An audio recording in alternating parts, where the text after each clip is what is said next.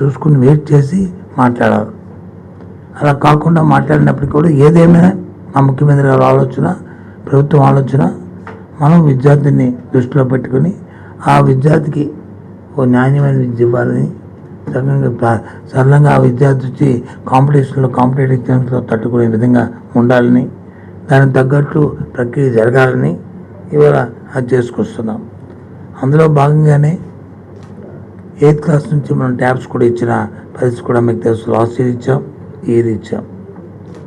ఇక ఇది ప్రతి సంవత్సరం కూడా కొనసాగుతుంది. ప్రతి సంవత్సరం కూడా ఈ కార్యక్రమం కొనసాగుతుంది.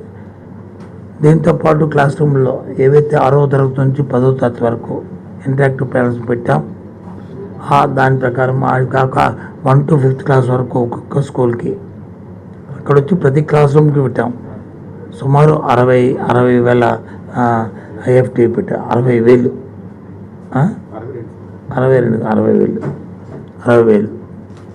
ఇప్పుడు వచ్చి అలాగే స్మార్ట్ టీవీస్ నుంచి స్కూల్ ఒకటి పెడుతున్నాం. నెంబర్ ఎంత అనేది 30,000 కదా, 40 ఉండవు. స్కూల్ ఒకటి 1 to 5th క్లాస్ 35, 32, 33,000 వరకు ఇవి కూడా పెడుతున్నాం. ఇవి ఎందుకు చెప్తున్నామంటే ఇవన్నీ కూడా ఇది కంప్యూటరేషన్ అవుతుంది, అందులో డిజిటల్ ఎడ్యుకేషన్ పెరుగుతుంది, అందులో ఆన్లైన్ కోర్సెస్ పెరుగుతున్నాయి.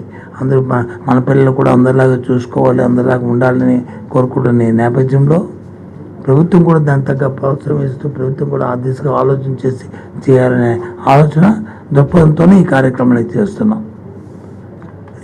దాన్ని ఆలోచన చేసి మరి రాష్ట్రంలో ఉన్న మేధావులు కానీ రాజకీయ పార్టీలు కానీ ఆ దిశగా ఆలోచన చేయవలసిన అవసరం ఉంది.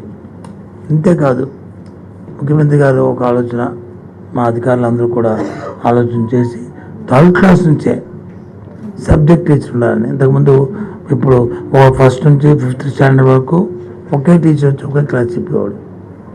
ఇప్పుడు అలా కాదు, 3rd క్లాస్ నుంచే సబ్జెక్ట్ టీచర్ ఉండాలని. ఇంగ్లీషు, సైన్సు, సోషల్, అలాగే మ్యాథ్స్ అలా సబ్జెక్ట్ టీచర్ ఉండాలని పెట్టి ఆ దిశగా మేము ఆలోచన చేసి చేసాం. ఆ దిశగా కూడా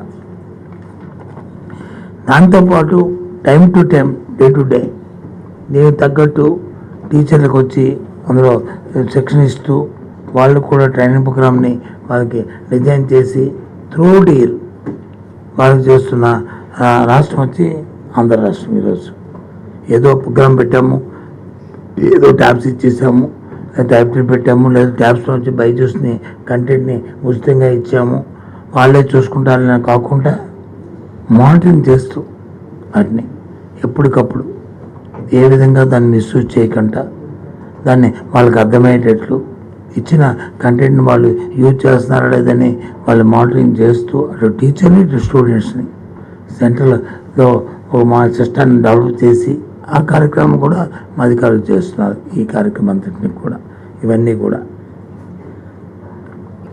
ఆ నేపథ్యంలోనే ఇవాళ ఈ డిఎస్ని కూడా ఇవాళ ప్రకటించడం జరిగింది.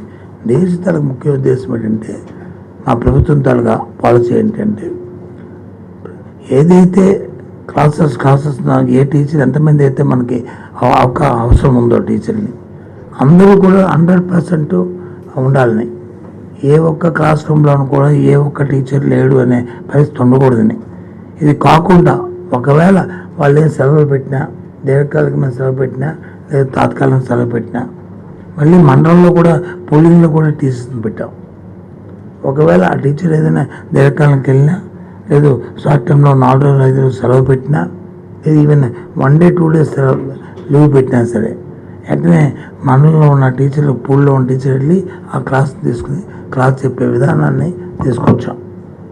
ఇవన్నీ కూడా స్ట్రీమ్లైన్ చేస్తున్నాం. Time to time, day to day activity ఎక్కడ కూడా కమ్యూనికేషన్ గ్యాప్ లేకుండా కూడా తీసుకొని వచ్చి చేస్తున్నాం. సబ్జెక్టులతో పాటు ఇవన్నీ కూడా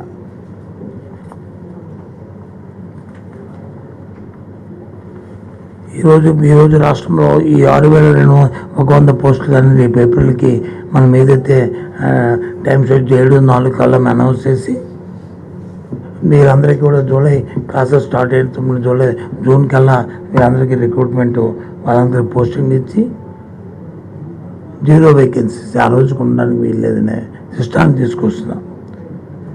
అక్కడ నుంచి ఇన్ ఫ్యూచర్లో ఇంకా ఎన్ని రిటైర్మెంట్లు వస్తే అన్ని రిటైర్మెంట్స్ని కూడా ఎప్పటికప్పుడే దీన్ని పూరించుకుంటూ వెళ్ళాలనేది ప్రభుత్వం తాలూకు విధానపరమైన ఆలోచన.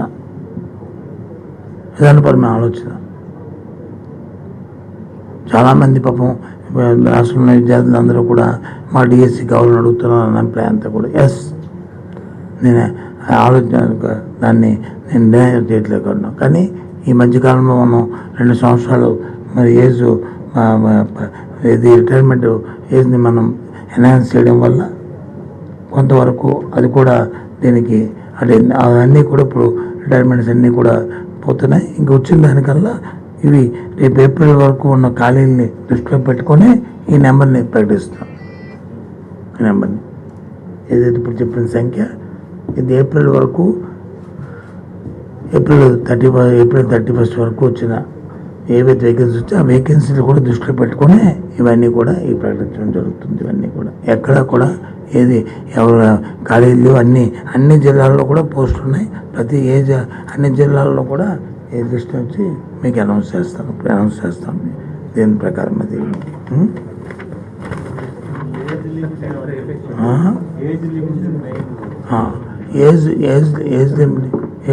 ఏదైతే ఒక వాక్యం చెప్తాను. తర్వాత భీమరెడ్డి గారు వచ్చి ప్రేమ్ ప్రకాష్ ఇది ఈ డేట్స్ టైమింగ్ షెడ్యూల్ అంతా అనౌన్స్ చేస్తారు. ఏజ్ లిమిట్ ఏదైతే మన 2018లో డిఎస్సి జరిగినప్పుడు ఏ పారామీటర్స్ అయితే తీసుకున్నారో ఏజ్ లిమిట్ కానీ మిగతా సిస్టాన్ని కానీ అది సేమ్ సిస్టాన్ని ఫాలో అవుతున్నాం. అన్నీ ఇది ఎడ్యుకేషన్ క్వాలిఫికేషను, దాంతోపాటు ఆన్లైన్ ఎగ్జాము, దాంతోపాటు ఏజ్ లిమిటు అన్నీ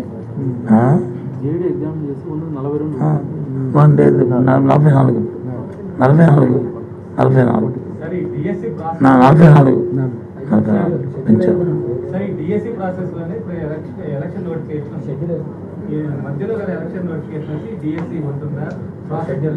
మాకు తెలిసి ఒకసారి ప్రాసెస్ స్టార్ట్ అయిన తర్వాత దానికి ఇబ్బందులు ఉండవు. మనమేమి ఎలక్షన్ అయిపోయిన తర్వాత కదా పోస్టింగ్ ఇస్తున్నాం, అంతే కదా. మరి ఏప్రిల్ 7వ తారీఖు నుంచి జూన్ నెలలో వచ్చి వాళ్ళకి 0 వేకెన్సీ చూపెడుతున్నామంటే అర్థం ఏంటి? మరి మేలో కదా ఇస్తాం, కొనాలే కదా. ఆగకూడదని కోరుకుంటున్నాం. ఏమో మరి దుష్టశక్తులు వచ్చి ఇది ఆపాలి, ఇది అన్యాయం చేయాలి అని చెప్పని ఎవరు మీరు ఆలోచించుకోండి. చేస్తే మేము చేయాలి. అందుకు ముందు షెడ్యూల్ చెప్తారు. ఇంకేదైనా మీ డౌట్లు ఏమైనా అవి టెక్నికల్గా ఎకడమిక్ దీంట్లో కానీ ఏమైనా మీకు ఇంకా డౌట్స్ ఏమైనా ఉంటే మా కమిషనర్ కూడా ఇంటరాక్ట్ అవుతారు. తర్వాత మళ్ళీ మాట్లాడతాను. చెప్పండి సార్.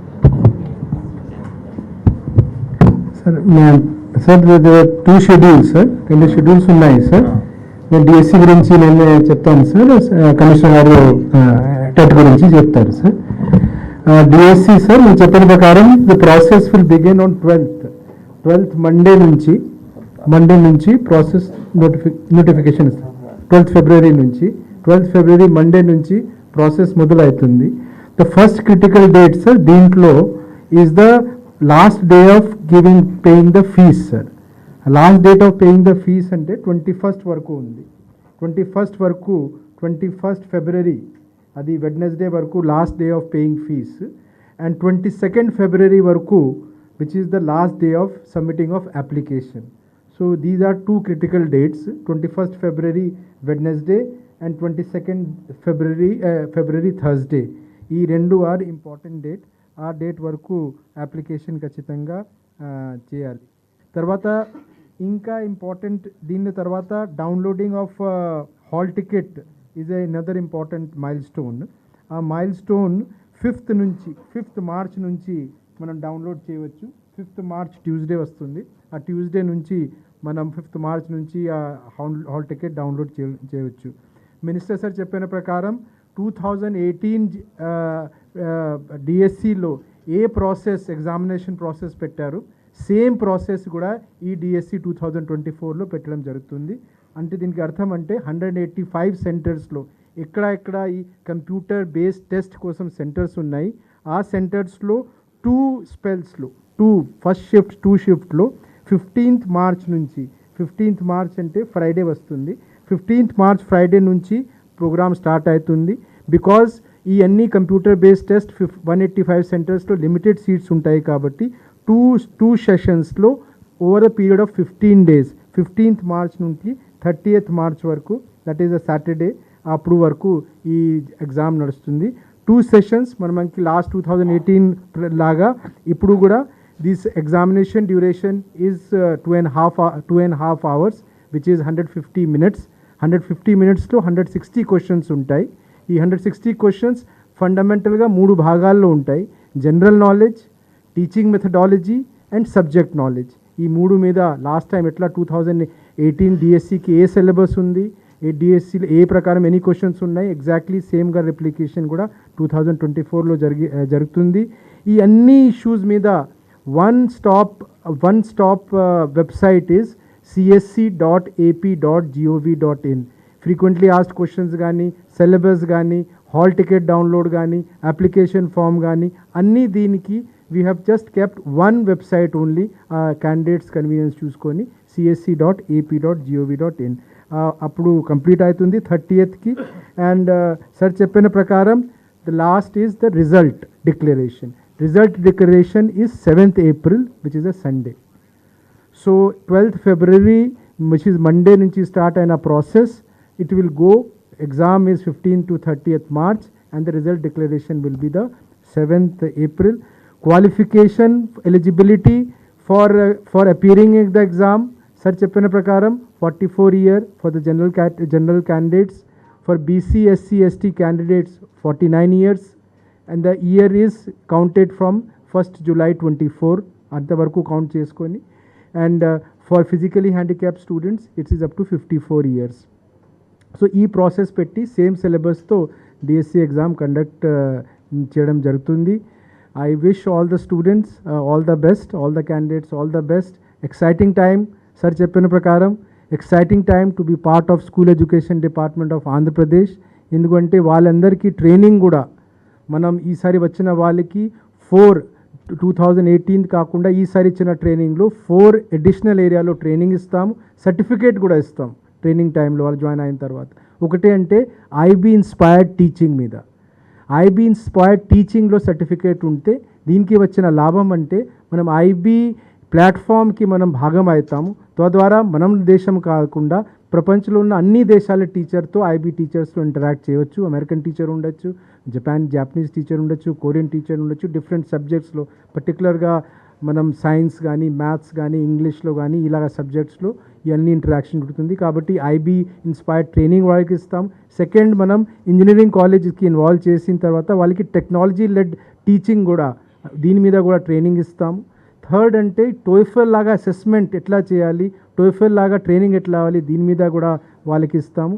ఫోర్త్ అంటే make them the best English as a medium of ఇన్స్ట్రక్షన్స్లో టీచింగ్ ఇవ్వడానికి అలాగా ట్రైనింగ్ కూడా ఇవ్వడం జరుగుతుంది. So not only the selection but ఆ తర్వాత ట్రైనింగ్ కూడా will make these teachers 6,100 teachers who are coming perhaps one of the best in not only in the country, maybe in the world. So I wish personally from my side all the best to all the candidates who will be appearing. So with this sir, I'll request Commissioner School Education to tell about just its notification and its application starting. Yes sir, this process. From the same day candidates can apply. Thank you. మీకు అందరికీ తెలుసు, మన భారతదేశంలో టీచర్స్గా appointment రావాలంటే teacher eligibility test qualify అవ్వడం అనేది ఒక pre కండిషన్గా ఉంటుంది. 2011 నుంచి దేశం మొత్తం కూడా ఈ సిస్టమ్ ఉంది.